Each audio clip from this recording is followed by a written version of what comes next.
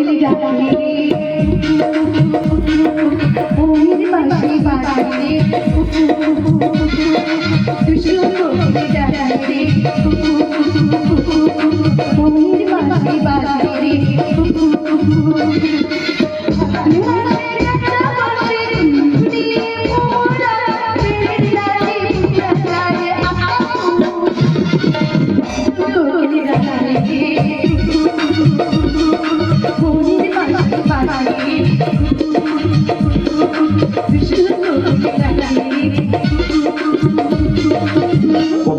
এসব কি বিলের লবণ হচ্ছে বন্ধু? তুমি বিশ্বাস করো বন্ধু, আমি আপ্রাণ চেষ্টা করছি, কিন্তু সালা এতদিনের অভ্যেস তো কিছুতেই ছাড়তে পারছি না। আগের সবকিছু ভুলে যেতে হবে। হ্যাঁ ঠিক আছে, বলে যাবো। শাড়িটা নামা, হ্যাঁ। শাড়ির আসলটা মাথায় দাও। আচ্ছা, তুমি দিয়ে দাও।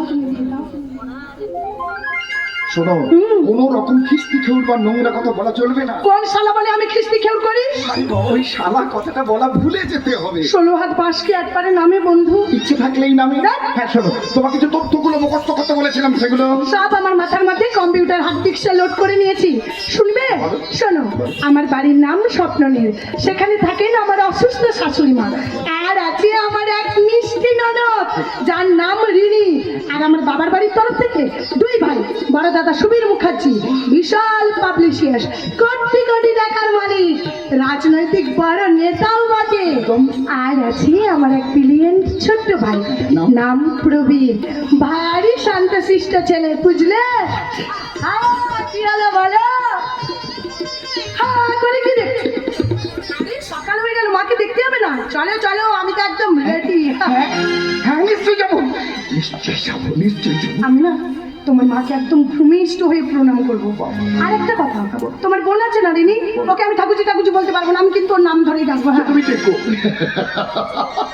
আচ্ছা, আমার ভীষণ আনন্দ হচ্ছে জানো, একটা নতুন জায়গা, নতুন পরিচয়, নতুন মানুষজন, স্বামী শাশুড়ি ননদ, শালা একটা বড় সংসার। কিন্তু কিন্তু ওই কালবৈশাখী ঝড়ো হাওয়াকে আমার ভীষণ ভয় লাগে, যদি এই পৃথিবীর মানচিত্রটাই বদলে দেয়। এক সময় ভাবি আমরা কোন পথ ধরে হাঁটছি, খেলছি, পরস্পরের সঙ্গে কুশল বিনিময় করছি। এই কোন বাতাস আমাদের দেহকে সজীব রাখে? এটি আমাদের ভারতবর্ষের মাটি না ভারতবর্ষের বাতাস? বলো বন্ধু, বলো বলো, তুমি কি উচ্চশিক্ষিতা? স্কুল কলেজে পড়লেই কি মানুষ প্রকৃত শিক্ষিত হয়? সাহিত্যিক? যদি তাই হতো, এমএতে ফার্স্ট ক্লাস পেয়েও কেন একজন যুবতী মেয়েকে কলগানের কাজ করে টাকা রোজগার করতে হয়? বলো বন্ধু, বলো তোমার মনের দুঃখ কষ্ট যন্ত্রণার কথা আমার কাছে খুলে বলো বন্ধু। কি লাভ? অতীতটা কি তোর ফিরে পাবো না? আমার কথা ছাড়ো তো। আচ্ছা দেখো, মানুষের কথা, এই যে পথ চলতি মানুষের সামনে দিন দুপুরে কলেজের ছাত্রী পরীক্ষা দিয়ে ফেরার পথে ধর্ষিত হচ্ছে, নৃশংসভাবে খুন হচ্ছে, প্রকাশ্য রাজপথে মানুষজন দাঁড়িয়ে দেখছে, অথচ বিশ্বাস করো বন্ধু, আমি শুধু লিখেই দায়ের সারি নিয়ে প্রতিবাদও করেছি, পথে নেমে আন্দোলন করেছি, থানা ঘেরাও করেছি, বৃদ্ধজনেদের সঙ্গে নিয়ে কলকাতার রাজপথে বোমবাতি মিছিলও করেছি। সাহিত্যিক তাই নয়, আজ থেকে 1 বছর আগে সন্দেশখালীর নির্যাতিতা মা বোনেদের পাশে দাঁড়িয়ে সাহায্যের হাত বাড়িয়ে দিয়ে তাদের সান্ত্বনাও দিয়েছি। তাদের চাষের জমি যাতে ফিরে পায় তার জন্য প্রশাসনের কাছে, আদালতের কাছে লিখিত আবেদনও করেছি, সুবিচারও পেয়েছি। দোষীকে কয়েদ করে নিরপরাধীকে নিঃশর্ত মুক্তি দিয়েছেন আদালতের মাননীয় বিচারক। তোমার আগুন ছড়ানো লেখাতে তুমি সমাজের ঘুমিয়ে থাকা মানুষদেরকে জাগিয়ে তোলো। আমি চাই মানব সভ্যতার জঞ্জাল একেবারে জ্বালিয়ে পুড়িয়ে ছাড়খার করে দিতে। কিন্তু যন্ত্রণাটা কোথায় জানো বন্ধু?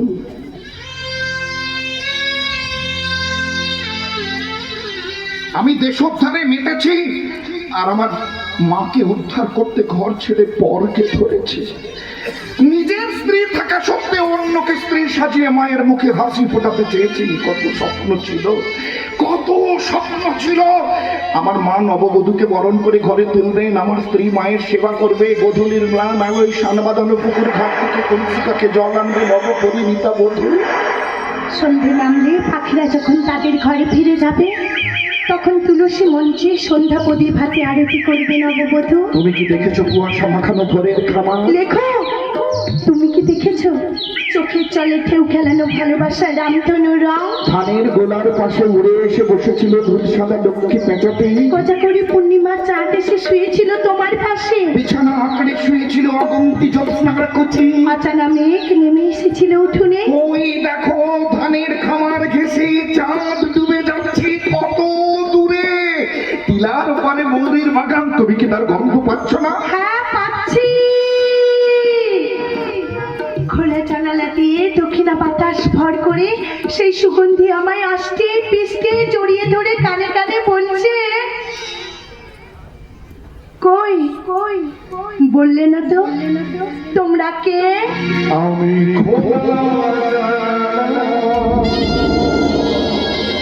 তুমি ওই দক্ষিণা আমি ঝুলা, তুমি কোথা করিয়া আমি তুমি